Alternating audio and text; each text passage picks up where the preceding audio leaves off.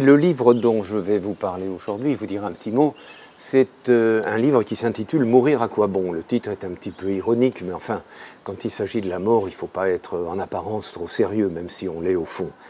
Voilà, ce que je voulais dire, c'est que ce livre que j'ai écrit est parti d'une interrogation et d'une réflexion suite au désir aujourd'hui d'éternité qui est présent partout, et pas seulement d'éternité métaphysique ou d'éternité religieuse, ce qui est aussi ancien que l'humanité au fond, mais d'éternité matérielle, d'éternité physique.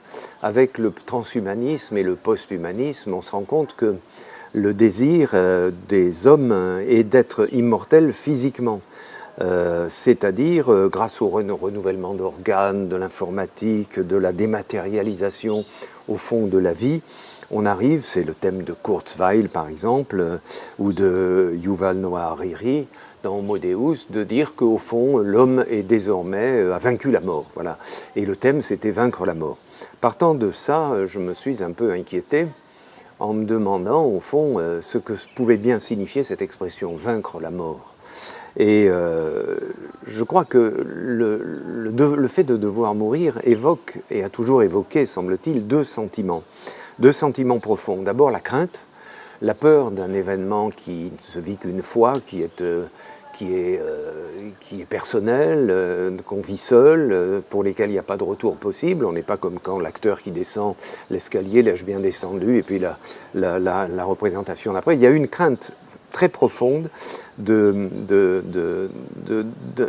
événement qui doit nous frapper et qui ne peut que nous frapper, tous autant que nous sommes, et auquel nous ne comprenons rien. Il est inévitable et il est en même temps incompréhensible. Et le deuxième élément, c'est l'espérance, ou le deuxième sentiment qui nous anime face à la mort, c'est ce sentiment cet espoir de vivre éternellement, peut-être de durer éternellement, d'être heureux, non pas seulement après la vie, mais ici-bas à jamais. Et là, donc, au fond, le sentiment de la mort que nous éprouvons est à la conjonction de deux choses. La crainte de mourir et l'espoir d'éternité qui est derrière.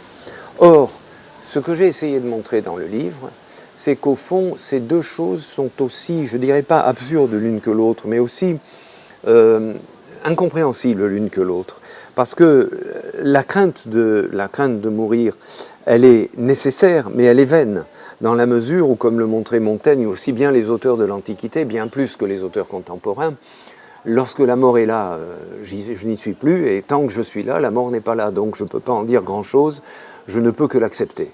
Et je ne peux qu'apprendre à l'accepter. Ça, c'est un des points importants. Et quant au refuge dans l'immortalité, ou vers quelque chose qui serait comme l'immortalité, la sempiternité vivante, heureuse et béate, eh bien, elle ne peut se traduire que par un interminable. Si c'est interminable, on est dans l'interminable ennui d'une durée sans avenir. Il n'y a pas d'avenir, l'avenir est éternel. Il n'y a pas d'événement qui peut me surprendre dans l'avenir. Donc on est dans l'ennui. C'est cette éternelle corvée de devoir affronter un temps qui n'arrêtera jamais, une durée qui ne s'arrêtera jamais. Alors il n'y a que deux solutions, les religions y ont répondu très bien, c'est soit l'éternel retour, et je revivrai 100 fois, 1000 fois, une infinité de fois ce que je vis aujourd'hui devant vous, soit une durée qui s'étire sur le temps et qui finit par être confondue avec l'immobilité de l'instant. Je crois que celui qui en a le mieux parlé de cet ennui de l'éternité, c'est peut-être le mieux parlé, dit des choses, disons, assez comiques, c'est un jazzman qui s'appelle Paul Desmond, qui est le saxophoniste, et qui, dans ses souvenirs, dit qu'au fond, l'éternité, ça risque d'être la plus longue corvée qui nous soit imposée, et que le seul moyen d'en sortir, ce serait de mourir à nouveau. Mais on n'en est pas là. Je vous remercie.